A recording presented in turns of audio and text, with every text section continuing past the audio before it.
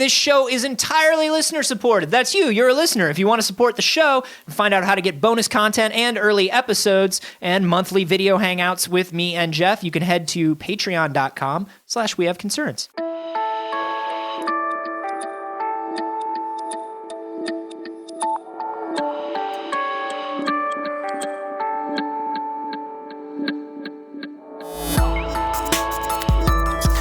That's how I feel.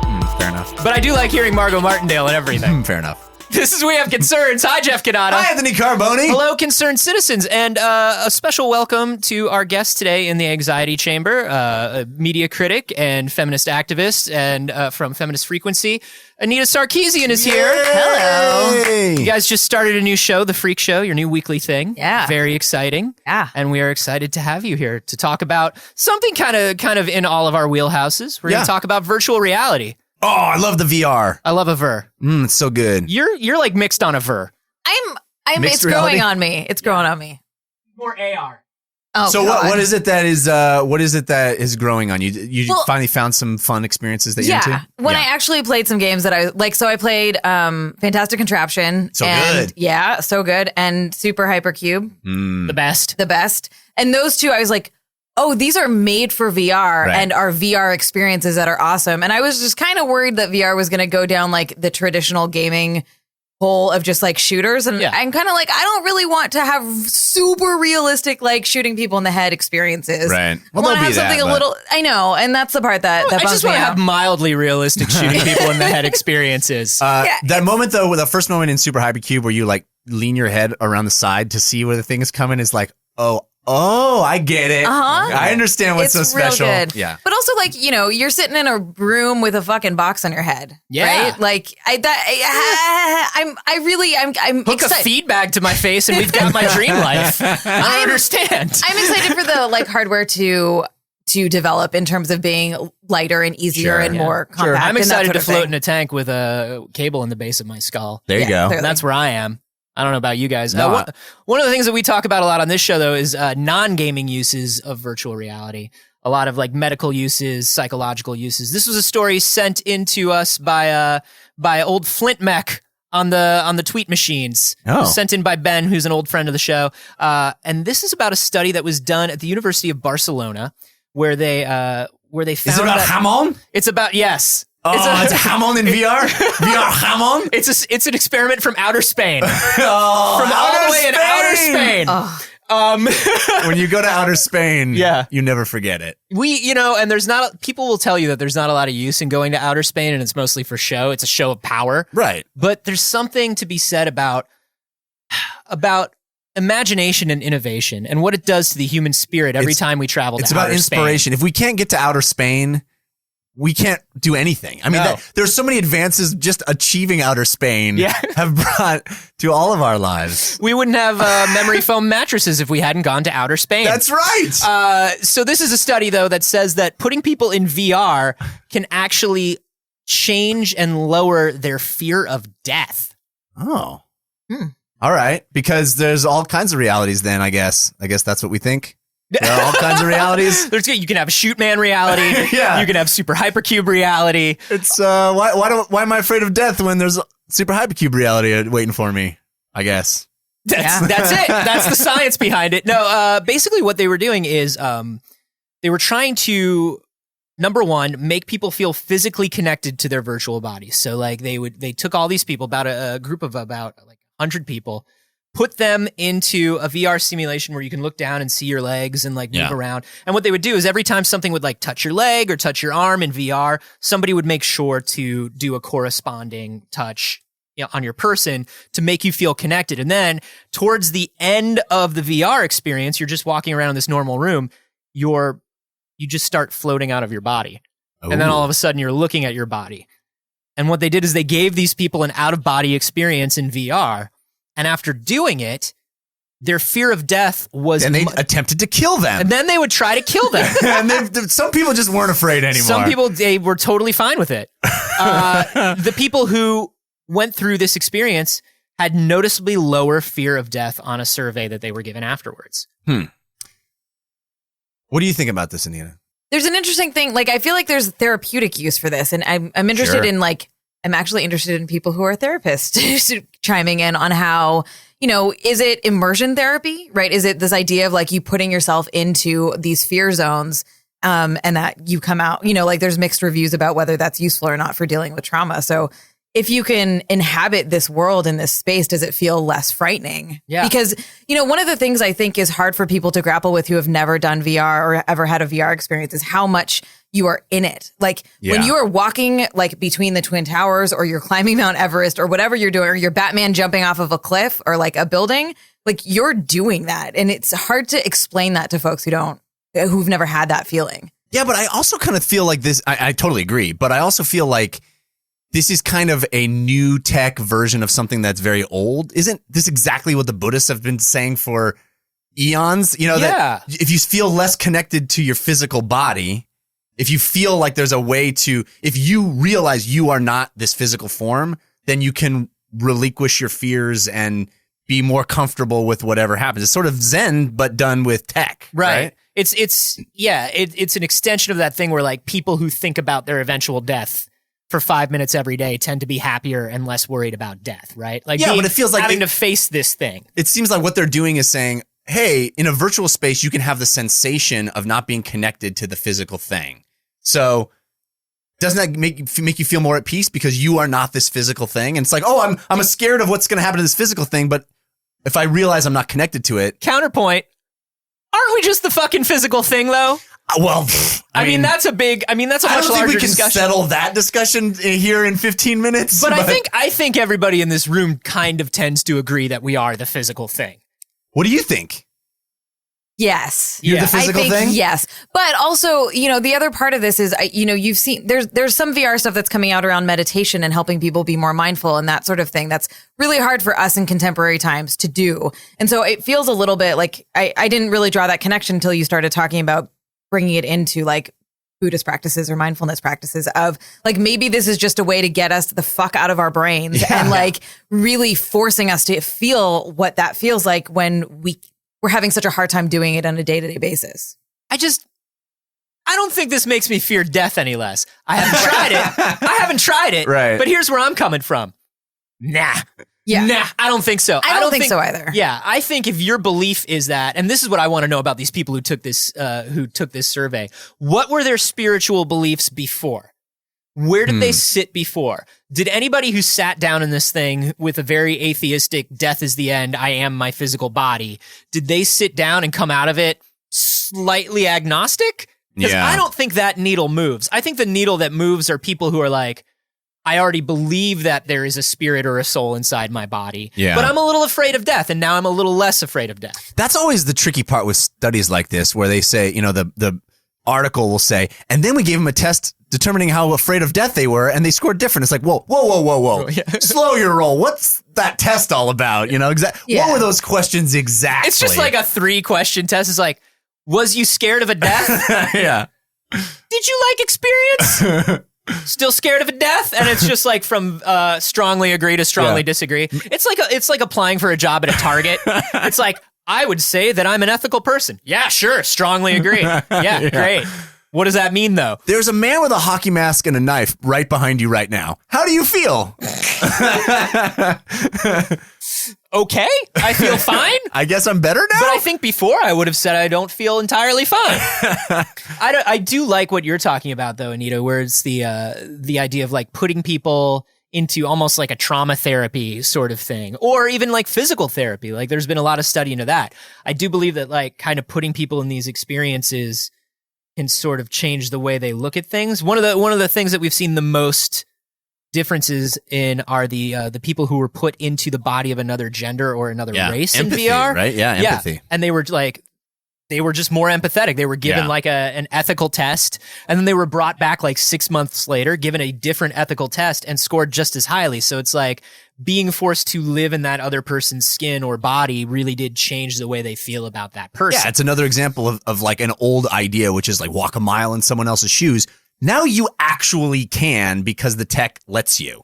And that's the most exciting experience there is in VR right now. Walk a mile in some shoes. You can get it on Vive. You cannot get it on the Oculus. It's a Vive exclusive. You should see all the DLC shoes that you can get. Ooh. Oh, they're so blinged out. It's some crazy shoes. And it's not pay to win either. Like you can they're all cosmetic shoes. If you walk enough miles, you'll eventually unlock all the shoes. Yeah. But who wants to do that? I want to walk 1 mile, but in the best shoes. But you're ruining the game experience for yourself. No. Jeff. I'm just going to pay the extra few dollars, get the sweet shoes now, and then walk my mile and move on to the next game. That's what I want to do.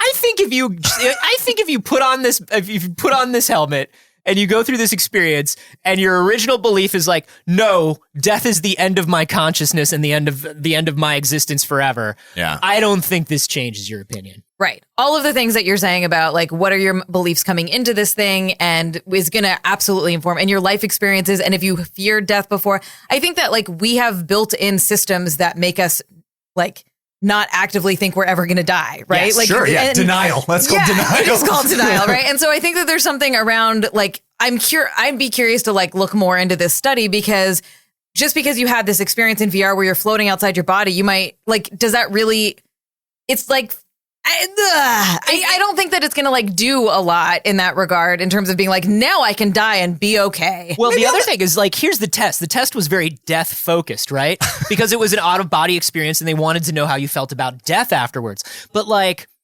they could have given a test about having psychic powers or astral projection or anything. And that needle probably would have moved too. And maybe would have moved even more, right?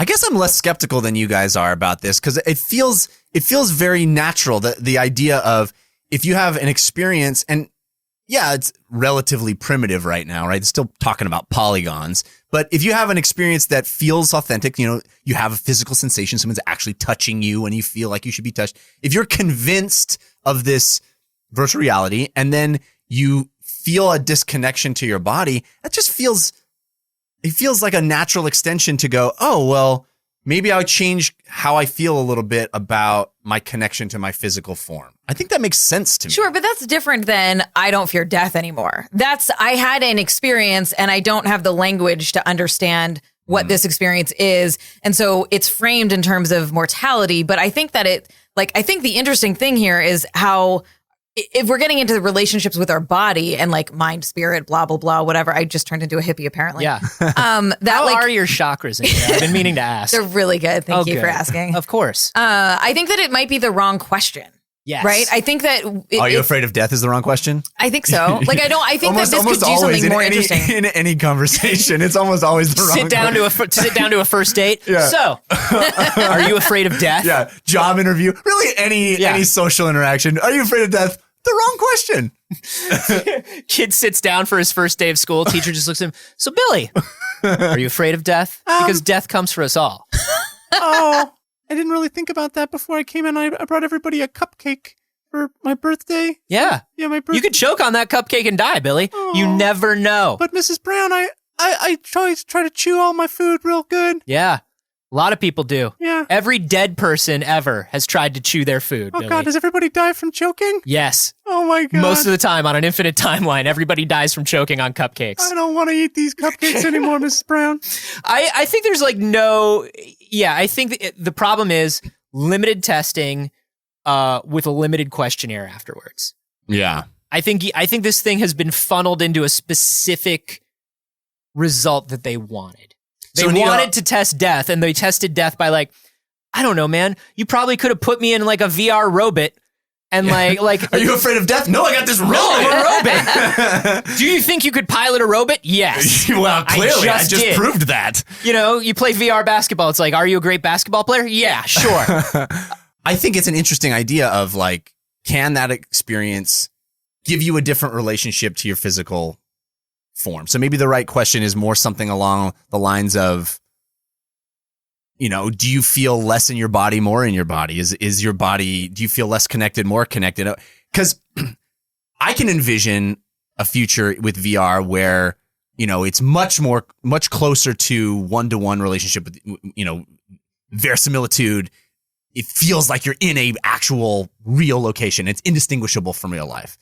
And people could live whole portions of their life as someone else or in a different Like place. Strange Days. Like Strange Days. I think if you're gonna name one movie that everybody identifies with, that's about living in a virtual simulation of the real world, I think the first thing everybody goes to is the Ray Fiennes, Angela Bassett movie, Strange Days. Of course. I can't think of a larger Hollywood movie about living in a virtual world. Yeah, there's no trilogy of movies. Don't forget Juliette Lewis. Never forget Juliette Lewis. I think that's a legitimate question of like what is the relationship VR is going to have with us and our grasp on reality. Because when we get there, we may feel very disassociated with our physical form. I did this VR thing where it was like we were talking about non-game versions of VR, which I think will actually eventually be bigger than game stuff in VR for sure. But one of it was like virtual meetings and you're in this space and it was like, it was very polygons. It was just like a head and floating hands. Oh, hell yeah. Virtual meetings. Just like my real meetings. I only take meetings with polygons. Hell yeah. Virtual meeting. But fire up my rig. Oh my God. So I was like, oh my God, this is so weird and just kind of dumb. And then I was in it for like 30 minutes and I was like, oh, I get it. Like this is awesome. And like the tech isn't there yet. Right. But I feel more connected to my coworkers, for example, than I would just typing on Slack or whatever. Well, have you tried Star Trek Bridge Crew yet? No. But I should. Oh, you will love it. It is so good. It's a mix of both of your loves, virtual meetings and organization. It really is virtual meetings, the game. Yes. And there's when you log on with your friends or strangers or whatever, there's like a little before the game launches, everybody's sitting around a table.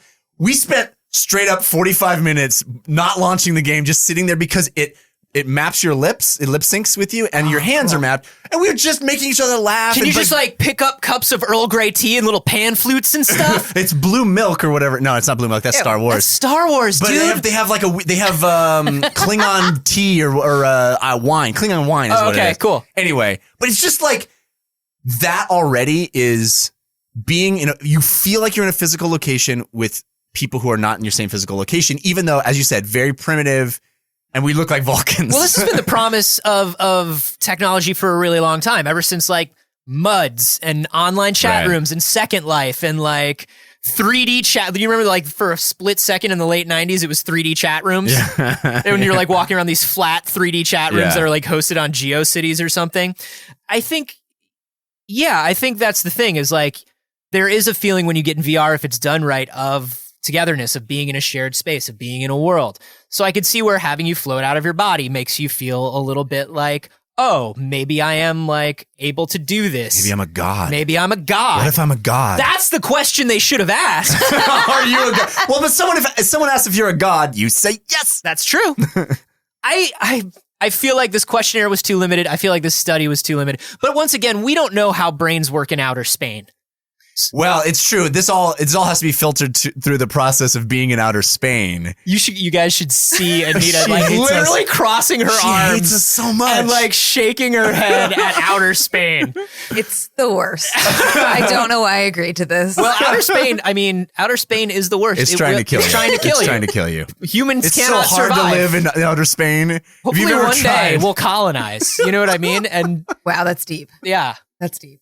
One day, it'll just be tapas for everybody. Yeah. What do you guys think about this? Do you feel like there is a way that this could have changed people's thoughts and feelings about death long term? Do you think maybe the study and the questionnaires were a little limited or weren't focused on what VR is really doing? We would love to know. You can let us know on Twitter. I'm at @Carboni. I'm at Jeff Canada. I'm at FemFreak. And hey, guys, did you like this episode? I did. I had a great time. Yeah, I'm almost never talking to you when I ask that. I know, but I thought I'd answer. Because we have a bonus episode with Anita for patrons. If you'd like to hear that, you can head to patreon.com/wehaveconcerns to find out more and grab the episode. And Anita, it's a double length. It's a double extra special. Good episode. Lord. Yeah. It's a double-sized annual. Come on. Anita, if people want to keep up with all the things that you guys are doing over at Feminist Frequency, where do they go? Yeah, check us out at feministfrequency.com, and we are at FemFreak, FEMFREQ on all the things. VR, any of them. Yeah. Exactly. It's mostly We're a VR FemFreak chat. and VR. Yeah.